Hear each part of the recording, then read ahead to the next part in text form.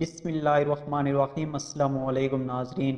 دو سگے بھائیوں کے بڑے بڑے زرعی فارم ساتھ ساتھ واقع تھے۔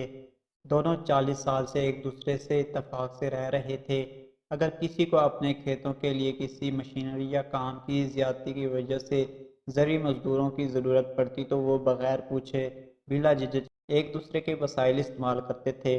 لیکن ایک دن کرنا خدا کا یہ ہوا کہ ان میں کسی بات پر اختلافات ہو گیا اور کسی معمولی سی بات سے پیدا ہونے والا یہ اختلافات ایسا بڑھا کہ ان میں بول چال تک بند ہو گئی، اور چند ہفتوں بعد ایک صبح ایسی بھی آ گئی کہ وہ ایک دوسرے کے سامنے کھڑے گالی گلوچ پر اتر آئے، اور پھر چھوٹے بھائی نے غصے میں اپنا بلڈوزر نکالا اور شام تک اس نے دونوں گھروں کے درمیان ایک گہری اور لمبی کھاڑی کھود کر اس میں دریا کا پانی چھوڑ دیا۔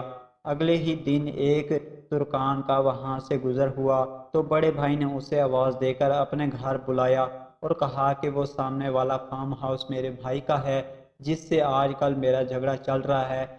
اس نے کل بلڈوزر سے میرے اور اپنے گھر کے درمیان جانے والے رستے پر ایک گہری کھاڑی بنا کر اس میں پانی چھوڑ دیا ہے۔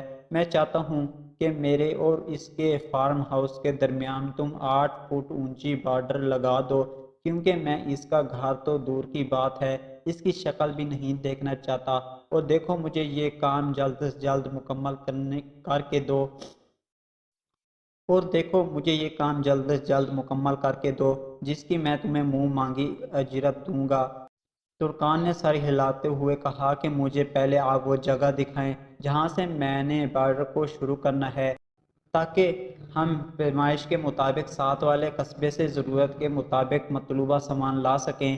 موقع دیکھنے کے بعد ترکان اور بڑا بھائی ساتھ والے ایک بڑے قصبے میں گئے اور 3-4 متعلقہ مزدوروں کے علاوہ ایک بڑی پک اپ پر ضرورت کا تمام سامان لے کر آ گئے۔ ترکان نے اسے کہا کہ اب آپ آرام کریں اور اپنا کام ہم پر چھوڑ دیں۔ ترکان اپنے مزدوروں کاریگروں سمیت سارا دن اور ساری رات کام کرتا رہا۔